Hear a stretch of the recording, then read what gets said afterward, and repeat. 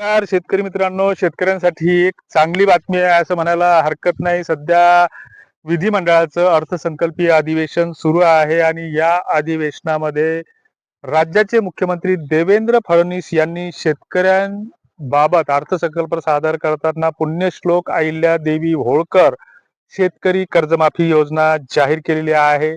आणि या योजनेसंदर्भात जे काही माध्यमांवर चर्चा सुरू आहेत की या योजनेची नेमकी पात्रता काय असणार आहे आणि कुणाला लाभ मिळणार आहे, याबाबत सर्वच शेतकऱ्यांना उत्सुकता आहे, आशावाद आहे.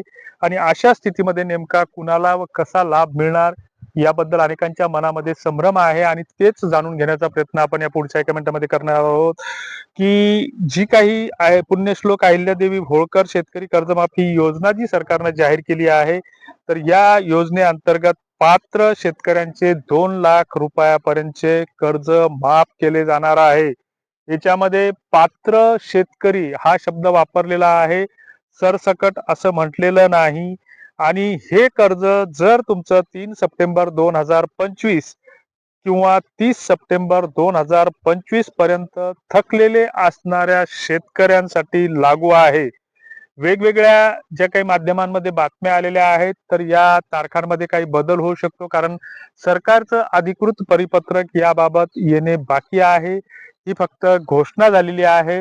म्हणजे मागच्या 30 सप्टेंबर रोजी, म्हणजे जवळपास 8-9 महिन्यापूर्वी ज्यांचं कर्ज त्याच्या आधीपासून थकीत आहे, तर अशा शेतकऱ्यांना या कर्जाचा लाभ मिळणार आहे. आणि मग आता जे काही आपल्या नियमित कर्जाचा भरणा करतात किंवा दरवर्षी कर्ज रिन्यू करतात किंवा उचल करतात, पुन्हा फेडतात, पुन्हा उचलतात, किंवा जे काही पुनर्गठित शेतकरी आहेत, तर अशांच्या बाबतीत अजून ह्या लाभाचे जी काही पात्रता आहे तर ती अजून निश्चित झालेली नाही. आणि सोबतच नियमित कर्ज फेडणाऱ्या शेतकऱ्यांना प्रोत्साहन म्हणून 50,000 रुपयापर्यंत लाभ मिळू शकतो, असंही सरकारच्या वतीनं जाहीर करण्यात आलं होतं. आणि आताही तेच जाहीर करण्यात आलेलं आहे. मात्र ते 50,000 रुपये किती जणांच्या खिशात पडले आणि पडतील या बाबत म्हणजे एखादा भविष्यकार ही सांगू शकणार नाही. कारण असा अजून ही भविष्य जी काही ऍस्ट्रॉलॉजीची किंवा भविष्य सांगणारी जी काही प्रणाली आहे किंवा जे तंत्रज्ञान आहे किंवा ज्ञान आहे, ते एवढ्या याच्यापर्यंत अजून विकसित झालेलं नाही की लाडकी बहीण योजना जर सरकारनं जाहीर केली तर सगळ्याच बहिणीला पैसे मिळतील किंवा नाही मिळणार हे कुठलंच भविष्यकार सांगू शकणार नाही. याच्यामध्ये जे काही प्रामुख्यानं जे काही टाइम्स ऑफ इंडिया किंवा ज्या लिडिंगच्या न्यूजपेपरने ज्या काही बातम्या दिलेल्या आहेत, तर त्या बातम्यानुसार जे काही महाराष्ट्रातील जे काही शेतकरी आहेत ते 30 सप्टेंबर पर्यंत जे थकीत होते, तर त्यांना या 2 लाख रुपयाच्या कर्जमाफीचा लाभ मिळणार आहे, यात शंका नाही. आणि जे काही 30 जून पर्यंत टप्प्याटप्प्यानं ही प्रक्रिया सुरू होईल आणि याचा लाभ मिळेल.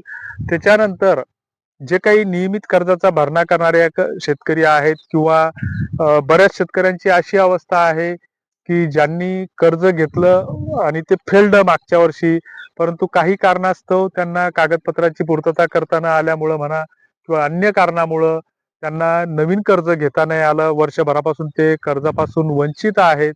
तर अशा शेतकऱ्यांना सुद्धा काही ना काही मिळायला पाहिजे.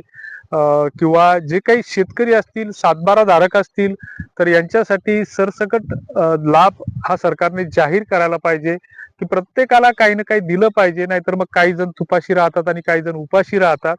तर शेतकरी या वर्गवारीमध्ये जे काही लोक येत असतील की ज्यांचं उत्पन्न हे आयकराच्या हिशोबानुसार 3 लाखाच्या आत असेल, तर अशा शेतकऱ्यांना, मजुरांना, कष्टकऱ्यांना थोड्याफार फरकानं प्रत्येकाला दिलं पाहिजे सरकारनं, अशी आमची अपेक्षा आहे. तुम्हाला याबद्दल काय वाटतं ते कमेंट बॉक्समध्ये नक्की कळवा. धन्यवाद.